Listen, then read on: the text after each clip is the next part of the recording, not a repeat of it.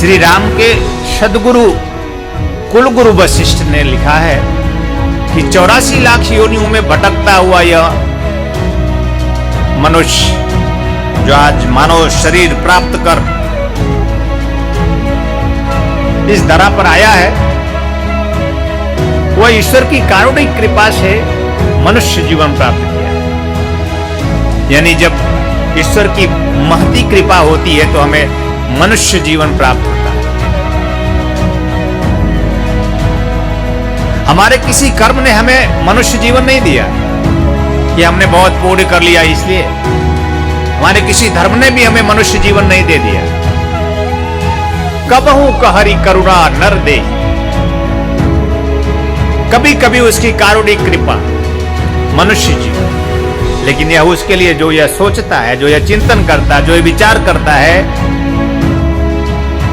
जो सद्गुरु सानिध्य में रहता है, वही यह समझ सकता है कि यह बड़े भाग्य का मनुष्य जीवन है।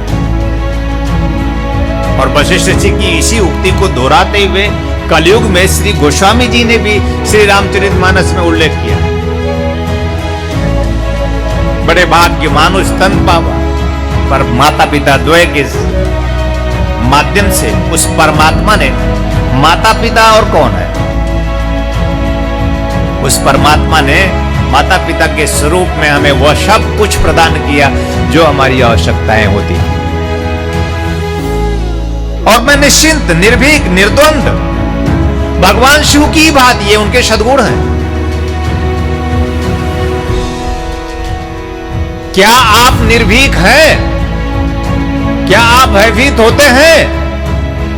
अगर आप भयभीत होते हैं तो आप जीवन की ओर नहीं हैं। अगर आपके मन में भय है तो आप जीवन की ओर नहीं। समझ लेना आप जीवन से कुछ अलग राह पे चल पड़े हैं। अगर आप निर्भीक हैं तो समझ लेना आप जीवन की ओर हैं, अपने शो की ओर, शिव की ओर, सद्गुरु की ओर। ध्यान योग जन जागृति सेवा संस्थान के तत्वाधान में विगत वर्ष की बात इस वर्ष भी महाशिवरात्रि महोत्सव, सत्संग साधना शिविर, विश्वेश्वर साधना सिद्धि दीक्षा के रूप में भगवान सदाशिव की नगरी काशी में संपन्न हो रहा है।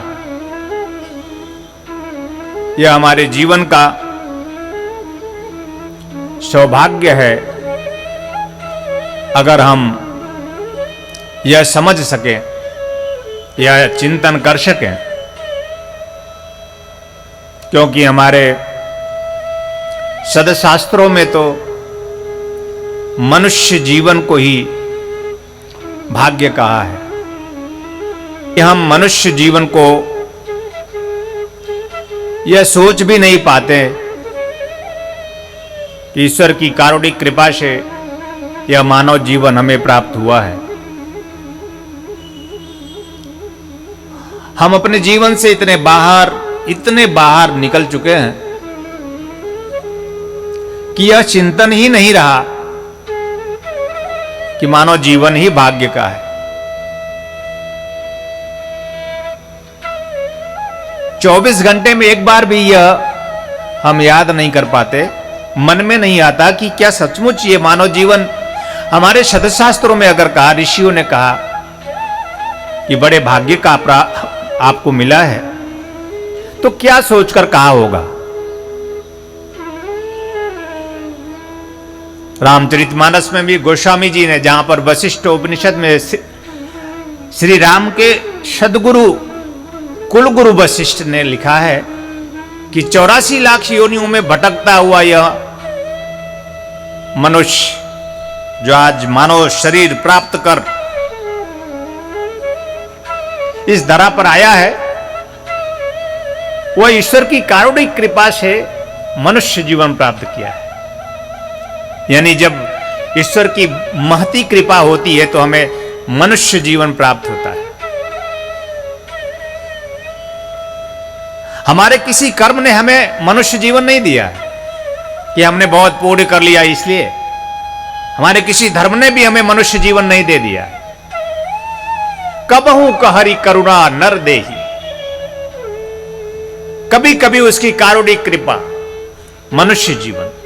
लेकिन यह उसके लिए जो यह सोचता है, जो यह चिंतन करता है, जो यह विचार करता है, जो सद्गुरु सानिध्य में रहता है, वही यह समझ सकता है कि यह बड़े भाग्य का मनुष्य जीवन है। और वशिष्ठ जी की इसी उक्ति को दोहराते हुए कलयुग में श्री गोस्वामी जी ने भी श्री रामचरितमानस में उल्लेख किया है, बड़े भाग्य मानुष तन पावा। क्या सचमुच हम यह चिंतन कर पाते हैं? क्या सचमुच हम इस अहोभाव में आते हैं कभी? क्या हमारे पास समय रहा यह सोचने के लिए भी कि बड़े भाग्य मानुष तन पावा? क्या ऐसा है इस मानव जीवन में? हम कितने बाहर आ चुके हैं, आप सोच सकते हैं। और हम खोजते हैं कि हम सुख चाहते हैं, हम शांति चाहते हैं, हम समृद्धि चाहते हैं, हम प्रेम प्रेम प्रेम की मांग करते हैं, पर हम प्रेम में नहीं होते। हम हमेशा अपेक्षा करते हैं कि वो दूसरा हमें प्रेम देगा। हम हमेशा दूसरों से कुछ चाहते हैं। और हमारे सदशास्त्रों में अपेक्षा को ही विशेष, अपेक्षा को ही दुख कहा। यानी दुख मुक्ति संभव है बस अगर सदगुरु के सानिध्य में दीक्षा प्राप्त हो जाए और यह एक विशेष चिंतन हमारे मन में आ जाए कि दुख का कारण कुछ और नहीं, बस अपेक्षा है। अगर हम हमारी अपेक्षाएं छोड़ दें तो क्या हमें कोई दुखी कर सकता है? हम ये चिंतन करें, हम हमारी अपेक्षाएं छोड़ सकते हैं तो हम सुखी हो सकते हैं।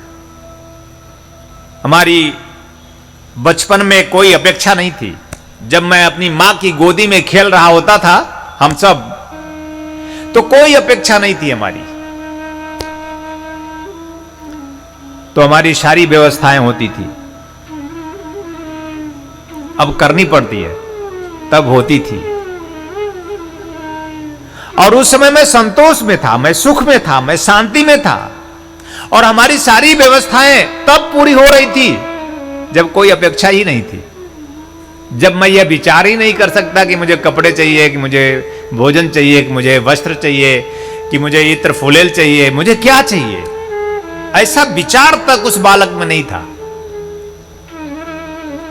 पर माता पिता द्वय के माध्यम से उस परमात्मा ने, माता पिता और कौन है, उस परमात्मा ने माता पिता के स्वरूप में हमें वह सब कुछ प्रदान किया जो हमारी आवश्यकताएं होती थी। और मैं निश्चिंत, निर्भीक, निर्द्वंद भगवान शिव की बात, ये उनके सद्गुण हैं। क्या आप निर्भीक हैं? क्या आप भयभीत होते हैं? अगर आप भयभीत होते हैं तो आप जीवन की ओर नहीं हैं। अगर आपके मन में भय है तो आप जीवन की ओर नहीं, समझ लेना आप जीवन से कुछ अलग राह पे चल पड़े हैं। अगर आप निर्भीक हैं तो समझ लेना आप जीवन की ओर हैं, अपने स्व की ओर, शिव की ओर, सदगुरु की ओर। स्व शिव सदगुरु कहां है? चूंकि आप सदगुरु को ये शरीर मानकर अपने जीवन के उस गति की ओर नहीं बढ़ पाते जिसको परम कहा। स्व श्वास, स्व शिव प्राण आत्मा और स्व सदगुरु, वह हमारा परमात्मा। एक शून्य से विराट की वह परम यात्रा है सदगुरु, जिसमें सारे देवी देवता इस ब्रह्मांड के समाहित हैं। अगर ऐसा ना होता तो हमारे शास्त्रों में यह श्लोक ही क्यों लिखते, गुरु ब्रह्मा गुरु विष्णु गुरुदेव महेश्वर। ऋषि गलत है, सदशास्त्र गलत है, या हम सिर्फ प्रवंचना कर रहे हैं इस श्लोक को पढ़ करके कि हमने आज तक भी अपने गुरु में ब्रह्मा विष्णु महेश नहीं देखा। हम सदगुरु में ब्रह्मा विष्णु महेश देख ही नहीं पाते, जबकि सदगुरु के सिवा ब्रह्मा विष्णु महेश होता ही नहीं। बल दे के मैं इस बात को कहना चाह रहा हूं कि क्या ऋषि गलत हैं? क्या सदशास्त्र गलत है? हजारों वर्षों पूर्व इस श्लोक की रचना हुई। जिस ऋषि ने की, उसने सदगुरु में गुरु ब्रह्मा, गुरु विष्णु, गुरुदेव महेश्वर देखा। सो शिव सदगुरु।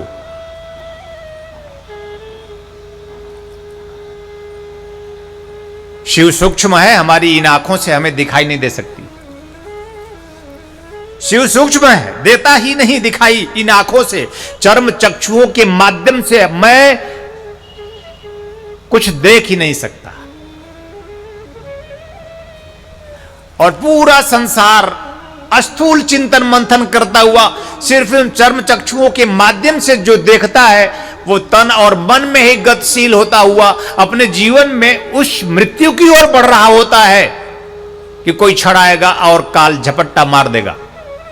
जबकि बड़े भाग्यमान उस तन पावा, सुर दुर्लभ सब ग्रंथ ही गावा। हर ग्रंथों में गाया गया है कि सुर दुर्लभ, यानी आप देवताओं की याचना करते हैं, लेकिन यह चिंतन नहीं करते कि देवता के लिए भी दुर्लभ है मनुष्य शरीर है। हम देवता से याचना करते रहते हैं, भीख मांगते रहते हैं, लेकिन स्वयं की ओर कभी निहारा नहीं, स्वयं को कभी देखा नहीं, स्वयं की आंखें कभी खोली नहीं और स्वयं को ऐसा अहोभागी समझा नहीं। हम पाठ करते रह जाएंगे या कभी समझदार भी होंगे।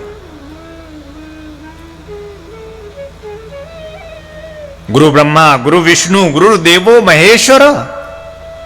और जब तक इस श्लोक को हम अपना जीवन नहीं बनाएंगे, ब्रह्मा विष्णु महेश आपके लिए केवल शब्द होंगे। ब्रह्मा वह शक्ति जिससे इस सृष्टि का सृजन किया जा सकता है।